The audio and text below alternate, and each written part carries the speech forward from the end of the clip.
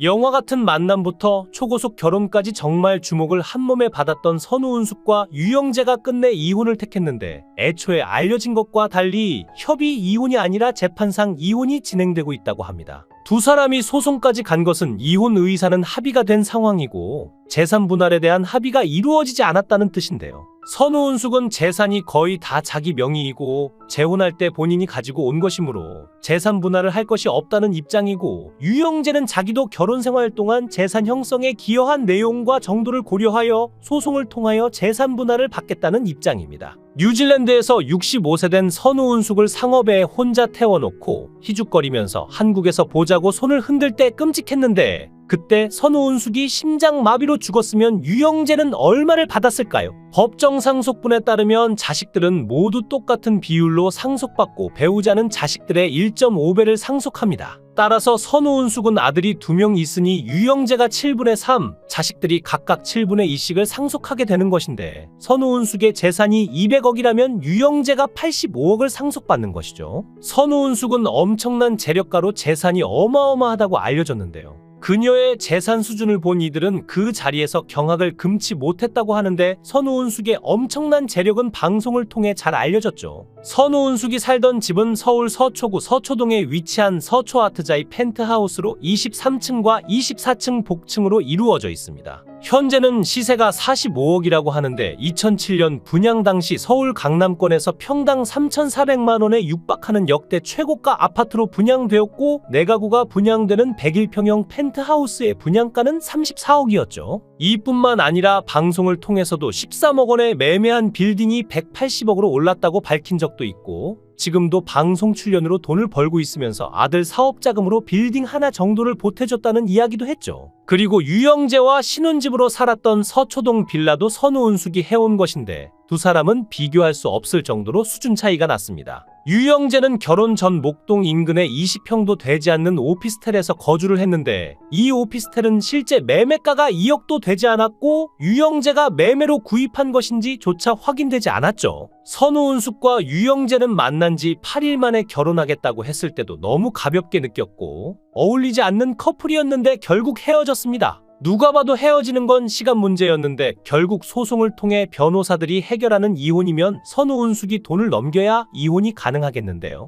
내 인생에 2번 이혼은 없다고 장담했을 때도 어떻게 저렇게 앞날을 단정 지을 수 있을까 했는데 고작 2년을 못 넘기네요. 결혼했음 조용히 살지 창피한 것도 모르고 나와 떠들어서 망신은 2배가 됐습니다. 라디오 제비 유영재는 7년 동안 동거한 여자가 전 남편 장례식에 간 사이에 버리고 2주 동안 돈 많은 선우은숙을 만나서 목숨 걸고 꼬셨는데 뭐가 그리 다급했을까요? 유영재가 선우은숙하고 그렇게 빨리 결혼을 추진했던 이유는 아마도 사실혼 관계에 있던 여자가 자기에게 무리한 요구를 했고, 이참에 그 사실혼 관계에 있던 여자와 헤어지기 위해서 선우은숙하고 빨리 결혼을 결정하고 일을 진행시켜야 했을 겁니다. 동거녀의 전 남편이 아직 어린 애들을 키우고 있어서 여자가 유영재와 함께 살 수 있었겠지만, 애들을 데려다 키워야 하는 현실이 닥치자 정신이 혼미해진 유영재는 사실혼 관계에 여자가 장례를 치르러 간 2주 사이에 잽싸게 환승했고, 혼인신고부터 하고 오피스텔에서 선우은숙이 얻어놓은 빌라로 들어간 건데요. 하지만 유영재는 선우은숙과 결혼 후에도 동거녀와 관계를 이어간 것으로 보이는데, 유영재가 사회를 보는 행사에 동거녀가 나타나 일을 돕기도 하고,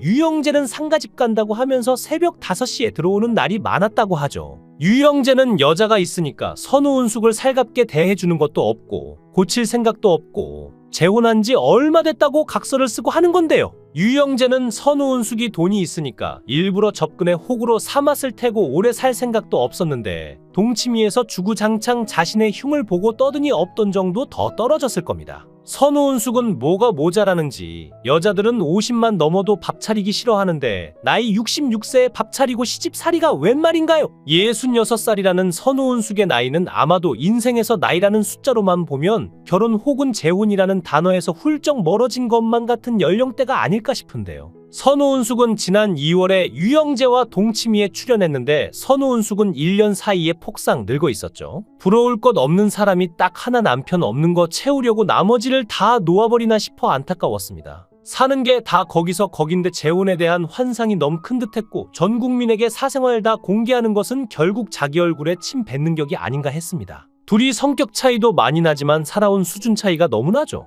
이영하가 모두의 연인이어서 첫 번째 결혼에서 실패했다면 두 번째는 첫 번째보다 더 자유로운 영혼을 만난 건데요. 이영하 씨한테 나도 다른 남자가 사랑해 준다는 걸 보이고 싶었는지 그리 급하게 나이에 어울리지 않게 혼인신고를 하고 키스신을 찍어 뿌리더니 신혼여행 가서 울고불고하며 전국에 생중계를 하기도 했습니다. 시대를 거슬러 조선시대 계급으로 사람을 본다면 유영재는 천민보다는 한 계급 위에 있는 상민 신분 정도이고 선우은숙은 양반집 규수 정도 되는데 한마디로 현모양처 스타일과 자유분방한 상민의 만남이라 어울리지 않는데요. 여자는 오롯이 남편에게 의존하는 스타일인 반면 유영재 씨는 시골에서 가난한 집 장남으로 없이 살아온 생활 습관이 배어있고 여배우로 어딜 가도 대접받고 모든 것 다 누리고 살아왔을 텐데 그런 둘이 만났으니 맞을 수가 없겠죠. 선우은숙은 이혼한 남편 이영하와 재결합을 위해 출연한 TV조선 우리 이혼했어요에 출연할 당시 자신의 집을 공개했는데요. 정말 놀랄 수밖에 없었습니다.